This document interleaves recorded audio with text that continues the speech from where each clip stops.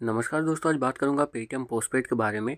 Paytm postpaid का जब bill generate होता है उसके बाद आप रीपेमेंट करते हैं तो एक प्रॉब्लम आती है कि रीपेमेंट आपकी नहीं होती है, पेंडिंग में चली जाती है। कई बार अकाउंट में से आपका पैसा जो है वो कट जाता है और आपका बिल पेमेंट भी नहीं होता है। तो उसी का जो प्रॉब्लम है कैसे सॉल्व होगा उसके बारे में बात करूँगा। वीडियो पहली बार देखें तो लाइक कर दें, चैनल को सब्सक्राइब।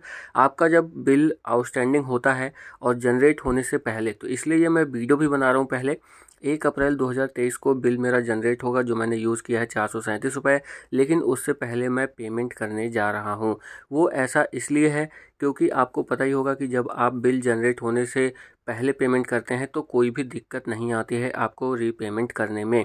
तो यहाँ पे जैसे ही आप पे पर जाएंगे, पे पे सेलेक्ट करने के बाद टोटल जो अनबिल्ड ट्रांजैक्शन है उतना अमाउंट आप पेमेंट कर दीजिए। तो वहाँ पे आप देख रहे होंगे मैंने पे किया और तुरंत ही मेरा पेमेंट हो गया बिना किसी रुकावट के।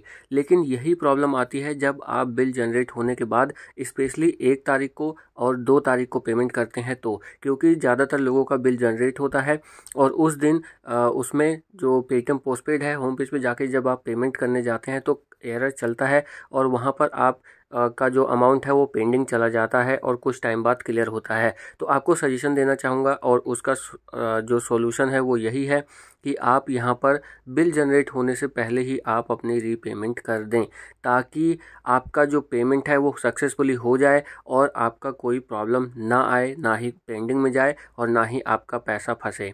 और साथ ही साथ ये भी बताना चाहूँगा कि पैसा इसलिए फंस जाता है या फिर आप कह लीजिए पेंडिंग में चला जाता है क्योंकि उसमें कुछ एरर चल रहा होता है, लेकिन वो बाद में क्लियर भी हो जाता है। तो ऐसा वेट मत करिए, पहले ही पेमेंट कर दीजिए अगर पॉसिबल है तो।